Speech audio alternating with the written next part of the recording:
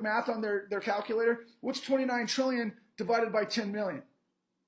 Well, it's roughly $500,000 per household. So what I am suggesting, I'm not saying this could potentially happen, but if you watch the con for $2 or even free, and then you tell us your story with the receipt that you actually watch it, because now I know you know what the crime was, then you're going to go into a category that I'm going to put on the back burner until we can actually create a movement to get a modern-day Pecora hearing. And Pecora is reference to a Sicilian immigrant that actually did the investigation after the Great Depression that basically reconfigured the economic sort of regulation in the United States to prevent a Great Depression from happening until we got rid of all the laws during the Clinton administration, and really it was the Reagan through Clinton and all the way through, that ultimately gave us the 2008 great financial crisis, okay? So the bottom line is they re-engineered the whole system that we learned from the lessons of the Great Depression, only to redo it again, but now the guys get away with it because nobody knows what the hell's going on.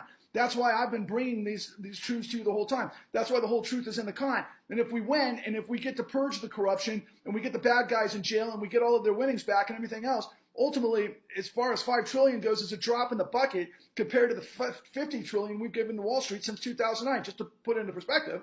But that $5 trillion divided by 10 million would be $500,000. Can I guarantee that victory? No. But could we actually make a lot of noise and get there and potentially find some remedy? I'll tell you, after the national mortgage settlement, I got a check for like $78.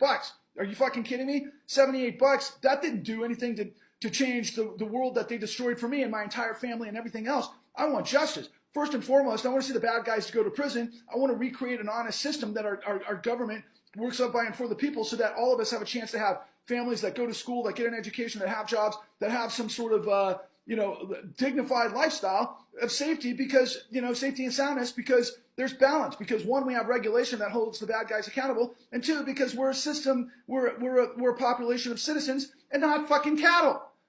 Because then we hold all this stuff accountable. That's what we have to do as American citizens. And right now, as we're moving forward in this process, we've got two choices. You got corruption versus corruption with a white supremacist bet. That looks like the Confederacy to me, right? I'm all about liberty and justice for all. I'm about the integrity of law. If you want to join me, you got to start sharing this stuff. You got to do what I just mentioned. We've got several hashtags that I really, really hope that we can start to generate an incredible movement.